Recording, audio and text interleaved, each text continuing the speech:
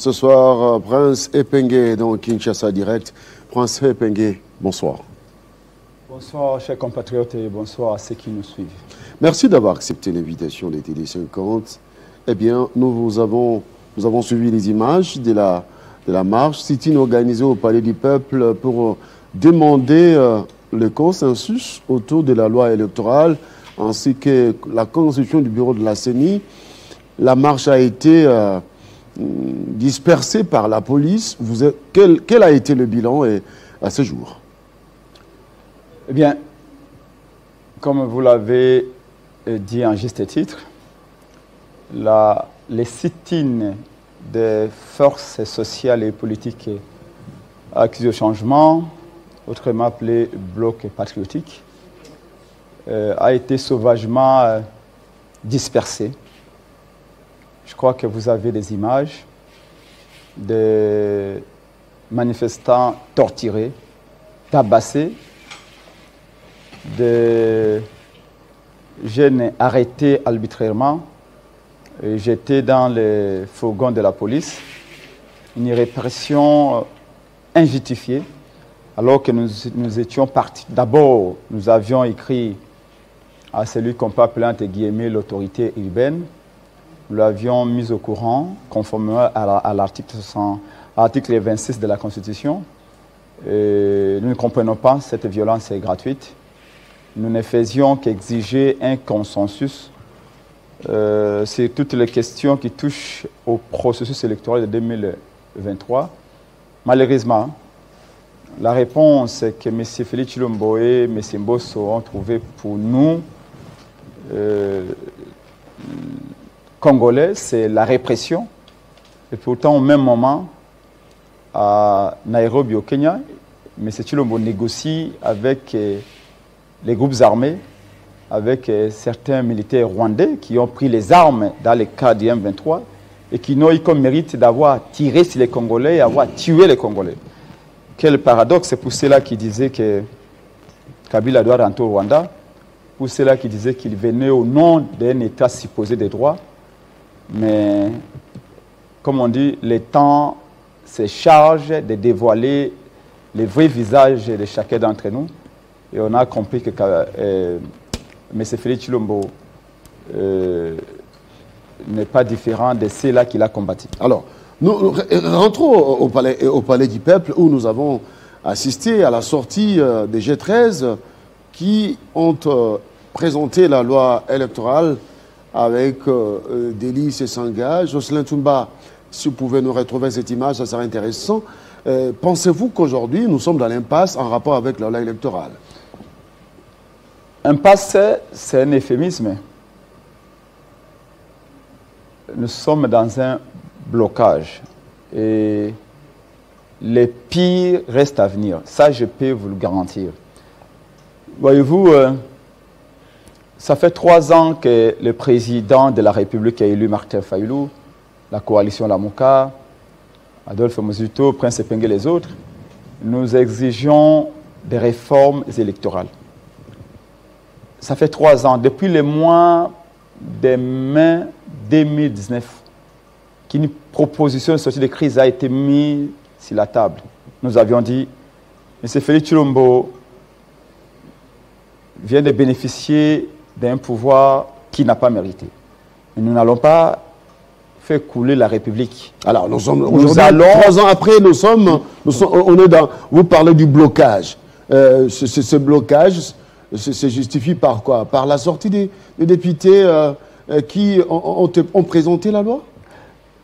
Quand je dis blocage, je vois la volonté, l'expression légitime de notre peuple qui est bafouée. Le peuple a marché contre Malonda, souvenez-vous. C'est parce que le peuple avait jugé que Malonda était proche de l'ancien président. Le peuple a marché contre Kadima parce qu'il a estimé que Kadima était très proche de M. Félix Tshilombo. Le peuple a exigé un consensus en dehors des institutions. Pour la simple et bonne raison que nous n'avons pas confiance à cette Assemblée nationale où tout s'est fait avec de l'argent. Je vous avais dit ici que les députés de l'Union sacrée uniquement reçoivent $1000 chaque mois sans avoir rien fait. Uniquement les députés de l'Union sacrée, l'argent qui vient des caisses de l'État. C'est-à-dire qu'on a au Congo deux républiques. Une république de l'Union sacrée, où les députés bénéficient de l'argent de la République, et une république de la Mouka et le reste. Bref, nous disons que le blocage est là parce que la volonté du peuple jusque-là n'est pas encore racontée. Quelle est cette volonté? De voir les élections 2023 être porteuses du vrai changement. Eh ben, pour y arriver, il lui faut réformer dans un cadre consensuel. Les députés du G13, nous leur avions dit, la Mouka avait prévenu que nous partageons beaucoup d'innovations qui sont sur cette proposition de loi électorale présentée par Sesanga. Mais nous craignons et redoutons la mentalité du troupeau qui est dans les chefs des députés de l'Union sacrée. Nous savions et nous avions dit à Sesanga, votre loi a beaucoup de bonnes choses. Alors, il faut arriver là-bas, être sûr qu'ils allaient garder l'ossature, la subsistance. La raison d'être même de cette proposition, Sesanga a dit au président Ali Martin Fayulu qu'il allait essayer et qu'il y croyait. La réponse, vous l'avez eu hier.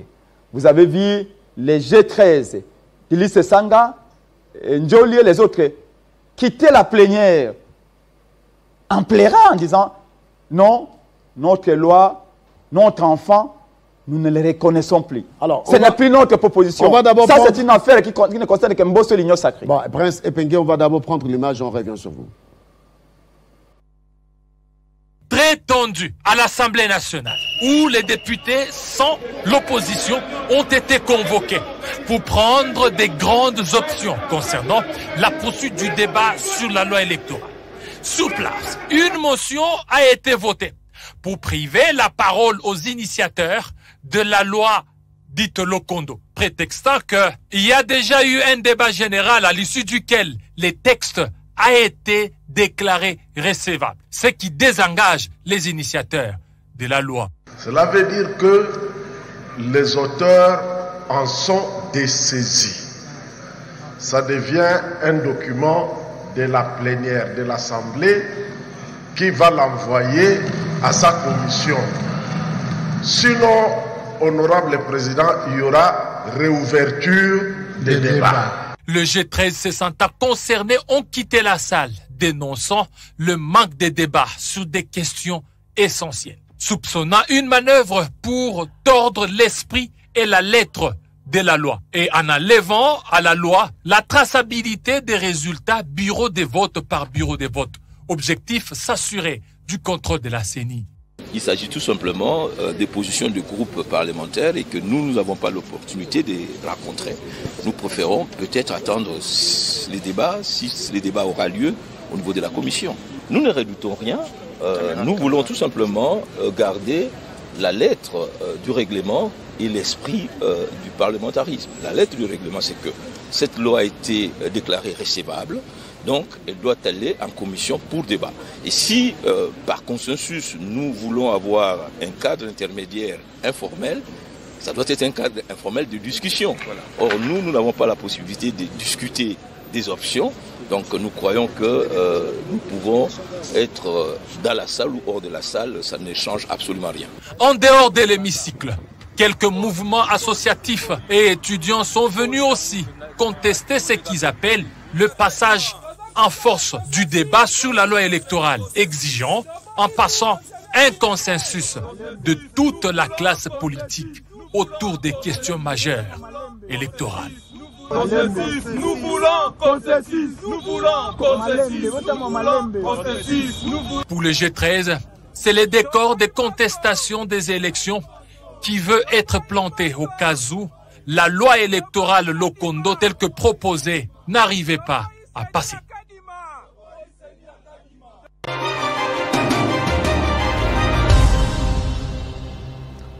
Eh bien, Prince Epengue, cette sortie des députés des G13 va booster le souci des uns des autres de se mettre autour d'une table? Non, je crois que la sortie, le fait que les G13 aient claqué la porte, c'est la conséquence de l'entêtement de M. Mbosso. De toutes les façons, on cite Mbosso, mais en réalité, Mbosso a reçu les instructions de M. Félix Tshilombo. Félix a très peur des élections. Qui va encore voter Félix dans ce pays? Déjà en 2018, il n'a pas été voté. Restons dans le sujet. Et nous sommes dans le sujet. Qu'est-ce qu'il faudra si faire? ce comportement-là qu'on voit de Mbosso est là, c'est parce que Félix a peur des élections. Il sait qu'il, quoi qu'il arrive, même dans les comas, je ne vois pas un Congolais avec un bulletin de vote glissé dans les lignes en faveur de Félix Tshisekedi. Impossible. Alors, mais ceux qui insultent, et les militaires qui insultent ses enseignants, qui insultent tout le monde, qui peut les reconduire à la tête de l'État? De toute façon, même pas reconduit parce qu'il n'a jamais été conduit. Alors, allez-vous consulter les catholiques, l'église protestante, pour jouer la médiation, cette fois-ci, qu'on y aille, qu'on organise les dialogues tant réclamés par la Mouka? On ne consulte personne. C'est le peuple qu'on consulte. Nous avions consulté le peuple a dit qu'il faut des réformes. 2023, nous voulons avoir des vraies élections. Nous voulons avoir des dirigeants intelligents, compétents et une expérience avérée pour amener le Congo vers les rendez-vous de toutes les grandes nations que nous connaissons. Maintenant, ce que nous, la Mouka, nous disons, c'est que mon parti ADD Congo dit, c'est que Mme Bintou Keïta, la représentante du secrétaire général des Nations Unies au Congo, la chef de la MONUSCO, doit intervenir. Parce qu'apparemment, ils ne viennent que quand c'est pourri, quand ça sent mauvais. Mais c'est maintenant que les Nations Unies doivent intervenir. Madame Bintou doit faire les bons offices. Nous avions dit les réformes, une semaine suffit. Les bons offices pour obtenir quels résultats? Écoutez, pour mettre les parties prenantes autour d'une table, il y a la fameuse union sacrée, la soi-disant majorité, obtenue par la fraude, par la corruption. Il y a les FCC, il y a les confessions religieuses. Et quand je parle de confessions religieuses, je vois l'église catholique, l'église protestante et quelques pasteurs sérieux. Il y a évidemment la coalition La Mouka, 3 délégués, 4 délégués. On se met autour d'une table, on discute de la loi électorale, on discute de la composition de la CNI, on discute même de la composition de la Cour constitutionnelle. Parce que cette cour qui marche maintenant avec les emails de M. Félix Tshilombo, Félix peut se réveiller le matin en disant, bon, je n'aime plus ces juges ici, il faut la lever. Alors, revenons au sujet. Félix peut se réveiller maintenant, il dit non, ces juges ici, je ne les veux pas, il faut les chasser. En violant les lois du pays. Ça, nous n'acceptons pas. Très bien. Revenons au sujet. Le député national Mayo Mambeke, dans son intervention suivante, il a épinglé le fait que lorsque le texte est déjà déposé à l'Assemblée nationale, ce texte n'appartient plus à celui qui l'a proposé. Ça devient un texte de l'Assemblée nationale.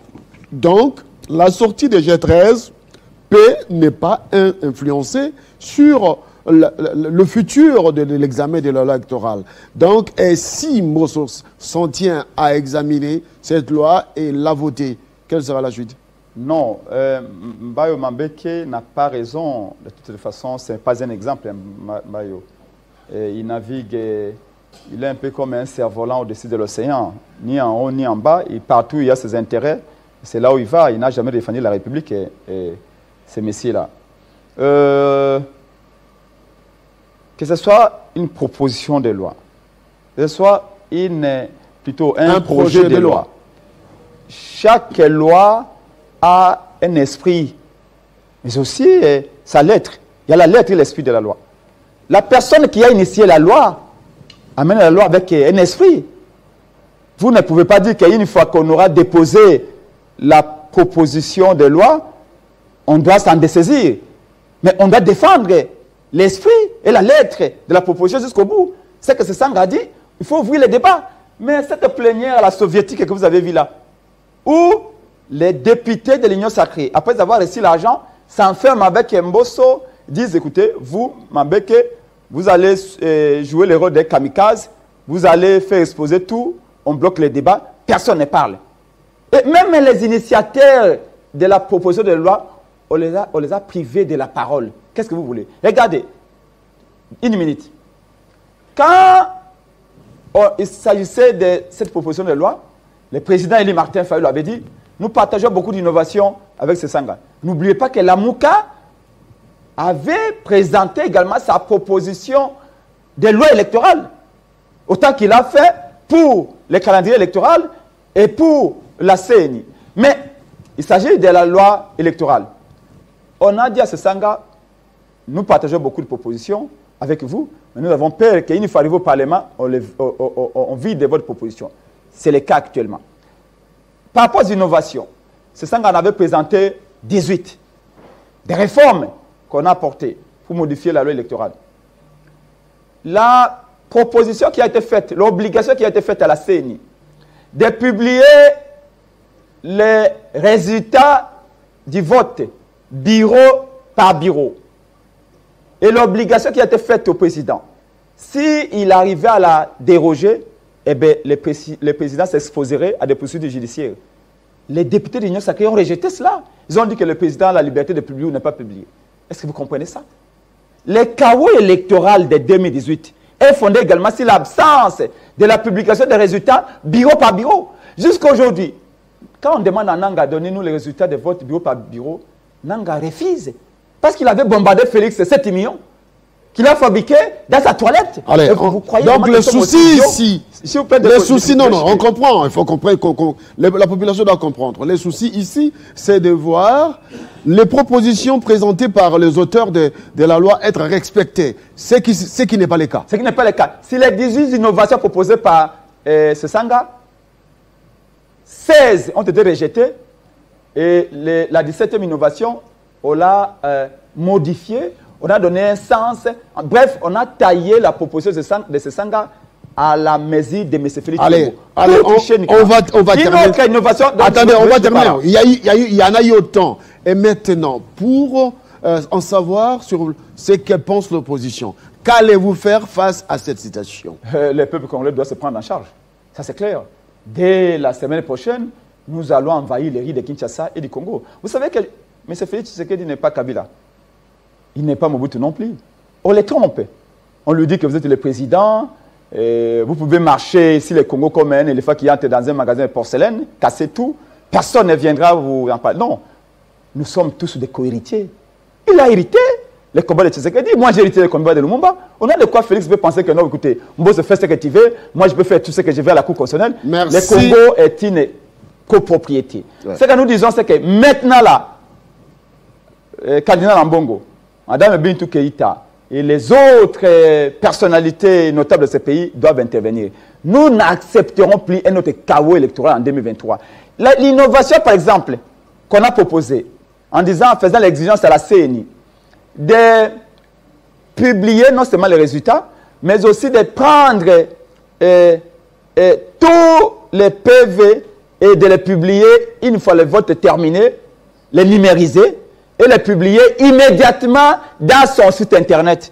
Vous savez pourquoi? Pour que celui qui est en Ngandajika, celui qui est à Bikoro, très bien, on a compris, puisse vérifier immédiatement quel a été le vote à Ngandajika, quel a été le vote à Kin, quel a été le vote à Matadi. Mais même cette innovation qui fait obligation à la CENI de numériser les PV et de les publier immédiatement dans son site internet, on a rejeté. On a mais compris. Finalement, qu'est-ce qui planifie? C'est la fraude. Prince Pengues, merci. Alors, est-ce que ça va bien chez vous? Est-ce que ça va bien chez vous?